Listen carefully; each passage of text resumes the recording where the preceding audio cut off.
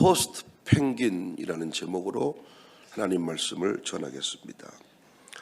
포스트 펭귄이라는 말을 들어보셨나요? 위험을 무릅쓰고 새로운 도전을 가장 먼저 시작하는 사람이나 조직을 비유하는 표현입니다. 이 행동은 실제로 펭귄의 행동에서 유래한 말인데, 펭귄들은 바다로 뛰어들기 전에 무리지어서 서성입니다. 여러분이 어떤 영상이나 사진들을 보시면 펭귄이 무리지어 서 있잖아요. 바다에는 물개나 범고래 같은 천적이 있을 수 있어서 나름대로 위험한 곳입니다, 펭귄에게.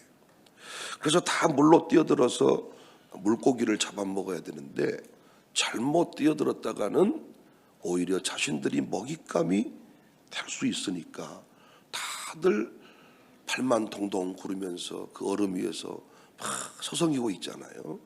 이때 가장 먼저 물속으로 팍 뛰어드는 펭귄이 있는데, 이 펭귄을 퍼스트 펭귄이라 부릅니다. 이 펭귄이 탁 물로 뛰어들어서 안전하다는 것을 확인하면 나머지 펭귄들이 팍 뒤따라 바다로 들어가는 거예요. 그래서 이 퍼스트 펭귄은 세 가지의 대명사가 되었는데, 개척자, 그리고 위험 감수, 혁신, 리더십, 이런 것들의 대명사가 되었습니다.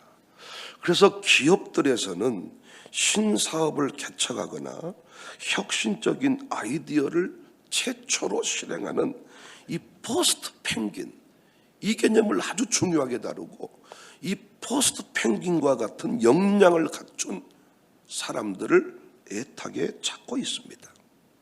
실패 위험에도 불구하고 도전하는 자세는 조직의 발전과 새로운 기회를 창출하는 데 중요한 요소가 되기 때문입니다. 이 시대의 대표적인 퍼스트 펭귄으로 꼽히는 사람들이 스티브 잡스. 누구도 스마트폰의 필요성을 느끼지 못했습니다. 이런 것이 있는 줄도 몰랐습니다. 그런데 그는 이 무모한 사업에, 이 무모한 도전에 뛰어들었습니다. 지금 우리는 스마트폰 없이 어찌 삽니까? 또 한 사람을 꼽으라면 일론 머스크. 그는 미국 대선에서도 과감하게 트럼프를 지지했습니다. 둘 중에 하나거든요. 만약에 트럼프를 지지했다가 안 돼버리면 인생 끝나는 겁니다. 그냥 사업하는 사람인데. 그런데 트럼프 대통령 재선 이후에 머스크가 소유한 기업들의 총 가치는 하나로 무려 883조가 증가해버렸어요. 머스크는 트럼프 캠프에 약 2억 7,700만 달러, 하나로 한 3,987억 원을 과감하게 먼저 기부를 한 거죠. 결국은 당선 이후에 어마어마한 기회를 얻게 되었습니다. 트럼프 행정부는 특별히 규제 완화를 부르짖고 있는데, 그 모든 사업이 결국은 그 테슬라, 일론 머스크의 사업을 돕는 어떤 법이다, 이렇게 말할 정도로 긍정적인 영향을 가지게 되었죠. 그리고 정치적인 실세가 되었습니다. 저는 이런 장면들을 볼 때마다, 이 퍼스트 펭귄 이런 글들을 읽을 때마다 마음이 안타까워요. 왜 우리 교회들이 퍼스트 펭귄의 모습을 갖지 못할까? 왜 퍼스트 펭귄이라는 의식이 없을까? 다 눈치 보고 계산하고 있을 때 우린 뛰어들 수 있어야 되고 도전할 수 있어야 되거든요. 그런데 여전히 우리도 세상 사람처럼 당연의 세계에 머물러 있습니다. 초월의 세계로 나가지 못하고 어제 설교한 대로 당연의 세계에 머물러 있습니다. 어제 기도회 때 잠깐 나눈 말씀인데, 전리품을 훔친 아간, 아골골짜기에 가서 돌로 쳐 죽임을 당합니다. 그런데 사실은 전리품은 원래 고대 용사들한테 주신 선물과 같아요. 특별수당입니다. 생명 걸고 싸운 거예요. 그래서 늘 전쟁에서 이기면 전리품을 취했습니다. 여리고성 전투에서 이기고 나서 전리품 외투 한 벌, 금, 은 좀 챙겼습니다. 그런데 아이성 전투에 실패했습니다. 왜 실패한가 묻는 중에 하나님이 누가 전리품에 손을 댔다. 그래서 제비를 뽑았더니 아간이 걸린 거예요. 근데 원래 전리품은 가질 수 있는 건데 왜 돌로 쳐 죽이는가? 하나님이 이미 여리고성 전투 전에 이야기를 했다고요. 이번 전리품은 하나도 손대지 말고 온전히 다 하나님의 곳간에 드려라 라고 얘기를 했습니다. 원래 전리품은 늘 내가 가져가는 거고 싸우는 사람들에게 주신 어떤 특별 수단 개념인데 이번 싸움에서 얻는 전리품만큼은 절대로 손대지 마라. 그런데 아간은 당연의 세계에, 당연한 사고에 머물러서 당연히 그렇게 했으니까 라고 가져갔습니다. 결국 죽임을 당했습니다. 우리 믿음의 공동체가 어떻게 살아야 될지를 보여주는 참 좋은 예라고 생각해요. 우리는 신앙생활하면서 가장 무서운 게 뭡니까? 당연히 그렇게 생각했고 당연히 그렇게 될 것이고 모든 사람들이 그렇게 했으니 라는 의식에서 지금도 못 벗어난다는 거예요. 주님의 부르심에 민감하게 너는 이번에 첫 열매를 바쳐라. 아니 다른 사람은 다 안 바치던데요. 아니 다른 사람 말고 내가 너한테만 명령하는 거야. 이번 전투에만 그렇게 하도록 해.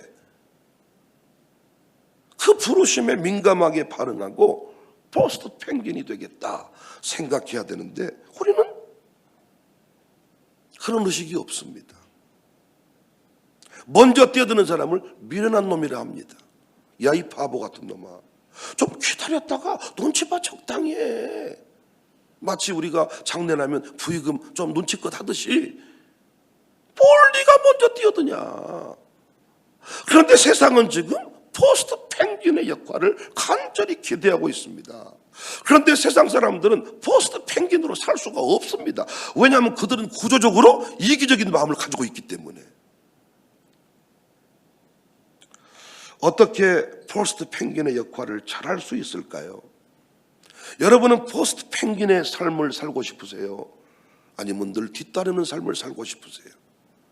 여러분은 아들, 딸들이 포스트 펭귄의 사명을 감당하면 좋겠어요? 아니면 늘 뒷북 치는 인생 살았으면 좋겠어요?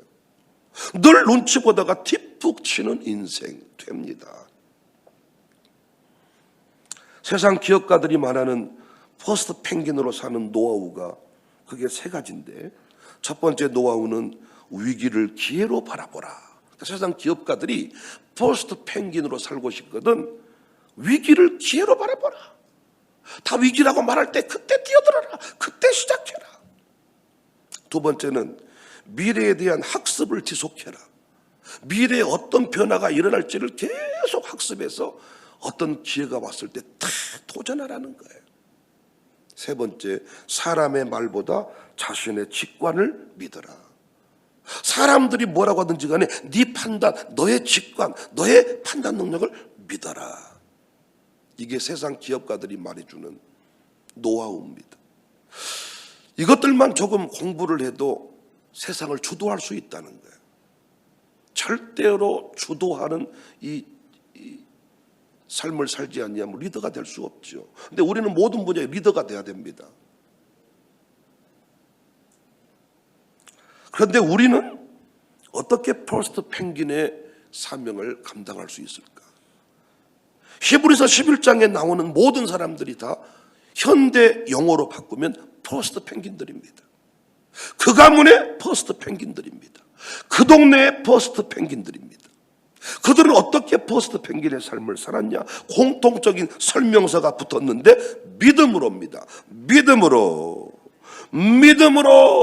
아벨은, 믿음으로 모세는, 믿음으로 아브라함은, 믿음으로 사라는, 믿음으로 요셉은, 믿음으로 어떤 믿음입니까? 믿음에 대한 설명이 나옵니다. 오늘 본문 6절이죠. 믿음이 없이는 하나님을 기쁘시게 하지 못하나니 하나님께 나아가는 자는 반드시 그가 계신 것과 또한 그가 자기를 찾는 자들에게 상 주시는 이심을 믿어야 할지니라. 하나님이 계신 것을 믿는 것, 이게 믿음입니다. 하나님이 계신 것, 믿음입니다. 하나님은 반드시 상 주시는 분임을 믿는 것, 이것이 믿음입니다. 창세기에서 반복적으로 공부하는 내용이 뭐예요? 하나님은 부르시고 부르신 백성에게 상을 주시는 분이시다. 오라 해놓고는 버려버린 분이 아니다. 오라 했으면 끝까지 동행하시고 지키시고 보호하시고 인도하시는 분이시다. 여호와 일의 하나님이시다. 상 주시는 하나님인데 그 상이 보통 상이 아닙니다. 없는 걸 있는 것으로 만들어 버리시는 하나님이십니다. 하나님이 주신 상이 보통 상이 아닙니다. 초상이 되게 합니다. 근원이 되게 합니다. 바닥 인생을 영광의 인생이 되게 합니다. 어떻게 노아가 방주를 준비합니까? 어떻게 아브라함이 다 버리고 떠납니까? 하나님을 믿는 것입니다. 상 주신 하나님을 믿는 것입니다. 어떻게 이삭이 우물을 다 줘버립니까? 하나님을 믿는 것입니다. 나에게 또 생수가 우물이 터질 것을 믿는 것입니다.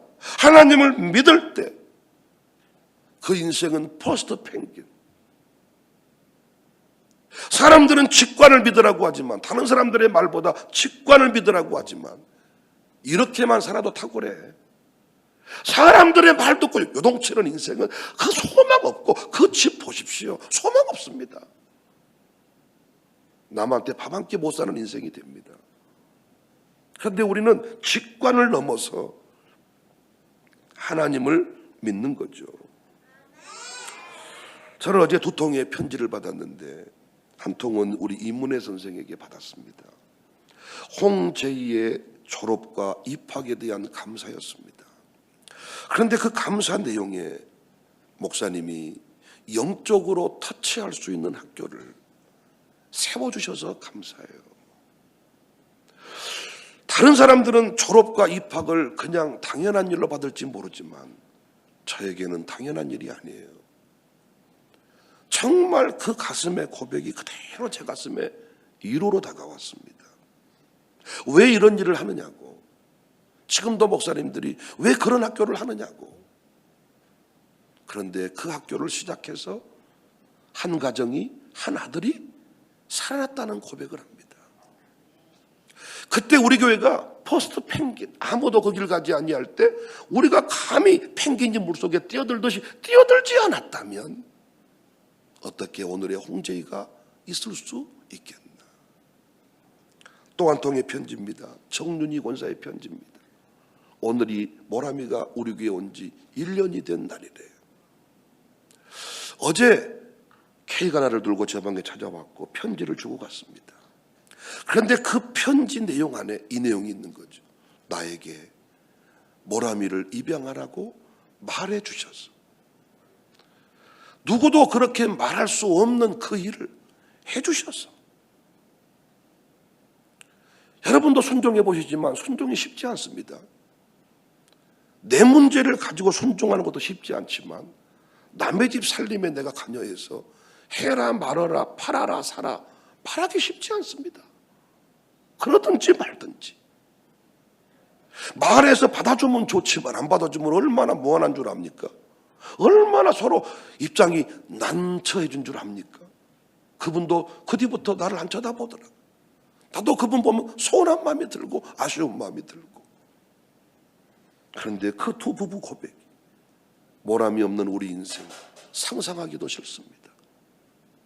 우리 교회 포스트 펭귄이 됐습니다. 입양이라고 하는 포스트 펭귄. 아마 앞으로 누구든지 입양을 꿈꾼다면 이제 최은호 정윤이에게 조언을 받아야 되는 상황이 됐습니다.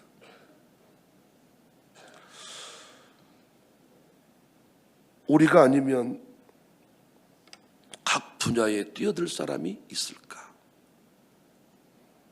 하나님은 우리를 시대의 포스트 펭귄으로 부르셨는데 계산하고 눈치 보면서 줄서기나 하는 이리 설까 저리 설까 이번은 어떻게 해야 욕을 안 먹고 살까 욕을 먹냐 안 먹냐가 중요한 게 아니라 우리는 시대를 주도하는 수준의 삶을 살아야 되는데 욕 안 먹고 살자. 어차피 우리는 무엇을 해도 욕 먹을 사람 아닙니까? 예수 믿음과 동시에 세상으로부터 미움 받는다고 했잖아요. 그러니까 우리는 세상으로부터 칭찬 들을 생각을 굳이 안 했으면 좋겠습니다. 주도하는 인생. 예수님의 제자 중에 폴스트 펭귄의 삶을 살았던 사람이 안드레 아닙니까? 안드레는 최초 제자. 근데 그가 또 최초라는 타이틀을 또 붙여요. 자기 형님 가족 전도, 페드로를 전도한 사람이 안드레입니다. 그리고 오병이어 기적 현장에서도 다 눈치 보고 가만히 있을 때 어린아이 도시락을 가져다가 주님께 갖다 준 사람이 안드레. 그러니까 무엇이든지 최초라는 타이틀을 가지고 있는 사람이 안드레입니다.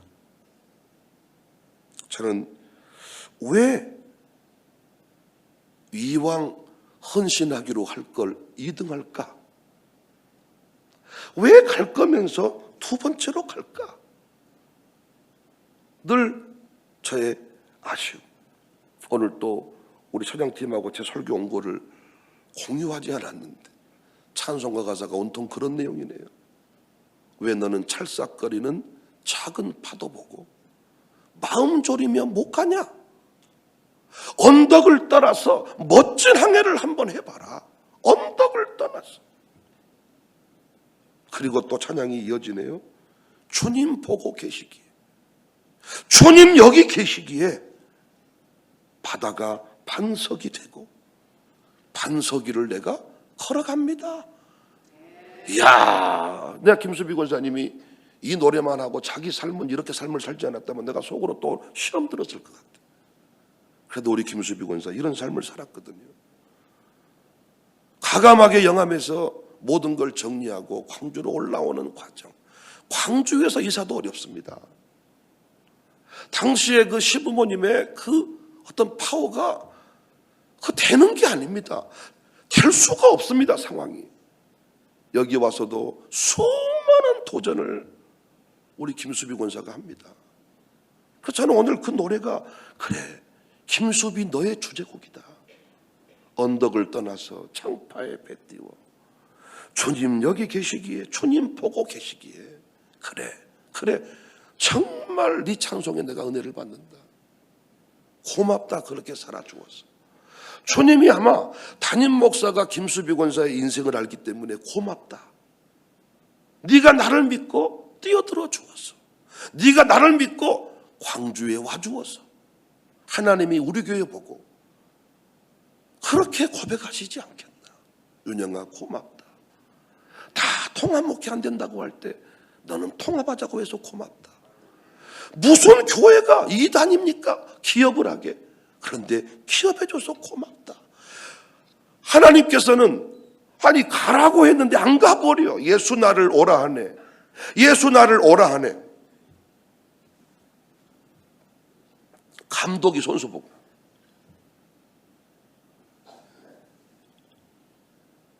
가라고. 가다 죽으면 어떡해 해요? 난 절대 못 가. 혼놈만 칠 거예요. 이 선수는 조만간에 벤치에서 몸풀 다 끝나.